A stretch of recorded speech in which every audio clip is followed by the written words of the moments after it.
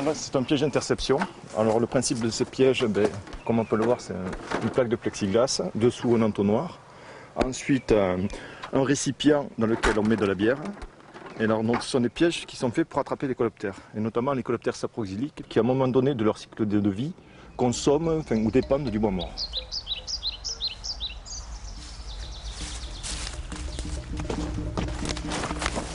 Sur les forêts de la Comté, j'ai 40 pièges de ce type, et qui va inventorier tous les types de milieux, tous les faciès de végétation sur la forêt.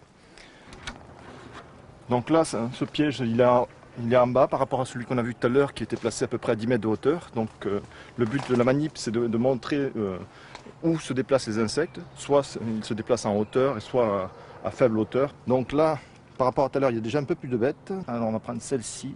Alors là, c'est un coléoptère saproxylique élatéridé. Donc c'est une espèce qui est bio-indicatrice. Et donc plus on aura d'espèces bio-indicatrices, et plus la forêt sera riche et sera naturelle.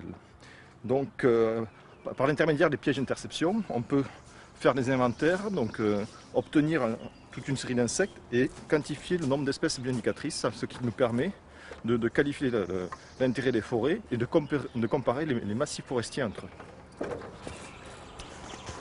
Donc voilà ce qu'on appelle un coléoptère saproxylique, donc un cérambycidé. Donc le cérambycidé, il faut savoir dans l'esprit des gens, ce qu'on appelle les capricornes. Dès qu'on dit capricorne, les gens disent « Ah mon Dieu, mes charpentes ». Or, il faut savoir qu'en France, il y a à peu près 275 espèces de capricornes et seulement 2 sont capables d'attaquer les charpentes. Ce ne sont pas du tout des nuisibles, parce qu'il faut savoir qu'un arbre tel que celui-ci là qui est mort, toute sa vie, il a capitalisé de la matière organique qu'il a mis dans les branches, dans son tronc. Et quand il va mourir, dépérir, ce sont toute une cohorte d'insectes qui vont le grignoter, le dégrader et permettre à cette matière organique de retourner au sol et d'être réutilisée pour pouvoir faire le cycle de vie des arbres.